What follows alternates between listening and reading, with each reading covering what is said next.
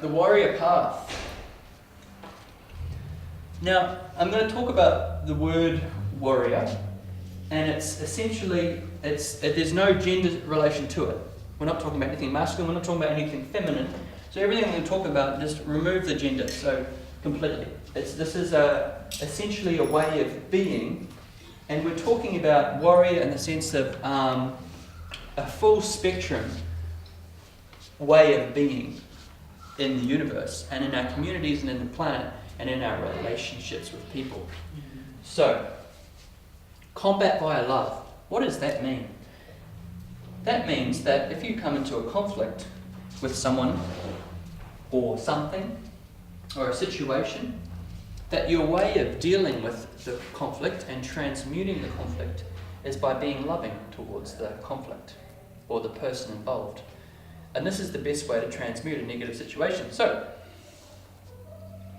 here's a crazy example that brings in the construct of demon and entities. You've got a person who's in a drug or an emotional psychosis, and they are not acting very human. And they're growling and spitting and gnashing, and they're like, ah, and they want you to feel freaked out, and they're like totally, their eyes are different, and they're like totally not acting human. This is a thing that happens. You know, just even last week when we did the workshop, you know, there's someone out in the street who was coming down off ice, and sounded very unhuman, you know. So we're exposed to a lot of this sort of stuff, and you have these are all very interesting anomalies, especially when it comes to drug psychosis, where someone has no memory of what's happened, but their body is running around in the street saying particular things, and you know, who knows what's happening. And it's crazy speculation, really, to call it a demon or an entity. But the interesting thing is, when you're dealing with someone in this state of consciousness, and you tell them you love them, the response is fascinating. And this is where we're talking about combat via love, right? So if you have someone who's trying to guilt trip you, who's trying to threaten you, trying to make you feel angry, in your relationship, you're having conflict with your partner, and you basically combat the situation and interact with them by giving love. This is the way of a warrior. By literally seeing that you can transmute any conflict by being very, very positive, and essentially going into a deep understanding and knowing of our oneness with other people, and treating people the way we want to be treated. Okay? And this is that whole kind of Christ consciousness idea of treating others the way we want to be treated. So this is combat via love. So most situations that are potentially violent, potentially damaging, potentially very, very scary, if you are strong enough to enter that situation and be very, very loving, the results are incredible. We are conditioned to respond with fear and usually the same sort of emotions that are being projected at us. And this only feeds the situation and makes it worse. We've all done that. So it's an amazing practice to go look at our fears when we enter into a conflict, and look at our reservations and go, I'm going to try something different. I'm going to come into the situation and be really, really loving. Especially if you're feeling pissed off with someone or threatened by someone, and you just kind of want to tell them how you really feel and just kind of get a really good conflict going on, a good argument. And you go in there in a very selfless way with no agenda or not needing to be right. And you can let all that ego go and just be loving and forgiving. And if you're very, very forgiving at the same time as doing this, then you can also be letting it go at the same time. And this is exactly what people don't expect. If someone's being really nasty to you and you're forgiving them straight away and you're being loving straight away, they don't have many legs to stand on with their aggression towards you. Yeah? Because you're like, yeah, it's all good. You know, you're great. I know you're angry right now, but I think you're amazing and it's just all good, and I'm just so happy you're in my life, and it's just amazing what we're learning right now. Thanks for the feedback. You know, thanks for the feedback. I know you're yelling and you did just smash all my stuff, and it's okay, because, you know, it's just all an amazing letting go process for me, you know, all my smashed stuff, and I know, you know, it's you burnt my car last week, and it's cool because I'm getting all this amazing exercise now, and it's beautiful for my body, and I'm really becoming more aware and awake and learning so much about boundaries, and it's beautiful, this sharing.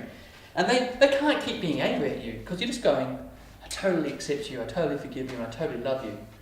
Okay, and this is where this forgiveness thing and this love thing, everything I'm saying is really hard. Yeah. Really, because we're conditioned that it's hard. We're conditioned to be the other way. We're conditioned to be really hardcore and intense with each other. When we all start doing this, it gets really easy. It gets really, really easy. And this is really an amazing thing, is the more that we shift in society and the more that our density of existence in our community and on the planet changes, the more the sort of love and forgiveness, once everyone's done to do it more and more, it's going to accelerate. And it's going to become really easy, because these really aggressive and full-on negative or violent situations are going to become a lot less on the planet and in our community and our family and our relationships. So it really takes these strong individuals on the planet to start doing this when it's least expected. And this is the coolest thing. If you're really loving and forgiving when it's least expected, that's when it's the most effective. Yeah? Like if you're in a really hardcore situation and no one expects you to be positive, and you be positive, it diffuses the whole thing. And there's interesting ways to do it. You can be really silly and really funny about it. If you're hanging out at work and everyone's bitching and moaning about someone, and you walk into the situation and go,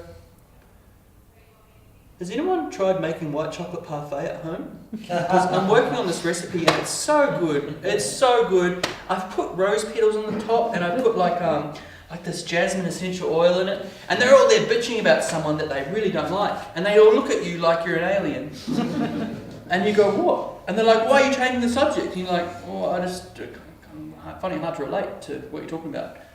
And just through saying something really silly and kind of funny and so positive and so like silly and constructive and creative, they all realise that they're being idiots. And every time they don't go, okay, stop, we don't want to hear about the parfait, we're busy bitching about something really negative. It shakes them up so much that they actually can't go back into the conversation, and they just change the conversation. So often going into a situation which is really negative and horrible like that, and saying something really positive and creative which is totally off subject, they'll be annoyed that it's off subject, but it will also put them into a very interesting response of self-regulation where they will notice the fact that they're not being good people. And that's just one way you can do it. You know, you might separate yourself from them socially, but maybe you don't want to be with them socially anyway. And that comes down to that emotional self-mastery, is realising when we're not being a warrior.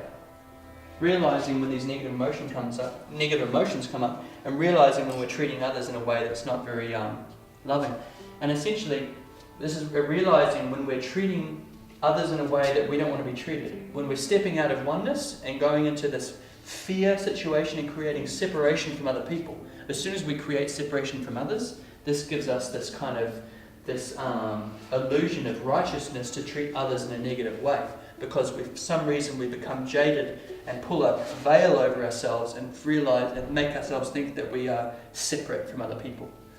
And this is the essential basis for all nationalism and race relations of the world, where governments will try and make you feel like other people are very separate from you and are subhuman.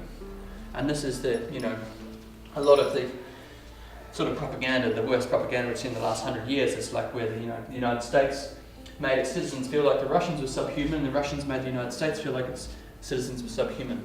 And this is happening again now. And it's very important to be aware of the sort of propaganda that we're being exposed to at the moment when it comes to potentially another war or something like that, and to be looking at all this with love and spreading this sort of love and intention around the planet and not seeing these sorts of differences at all. Nationalism is a big problem at the moment, guys.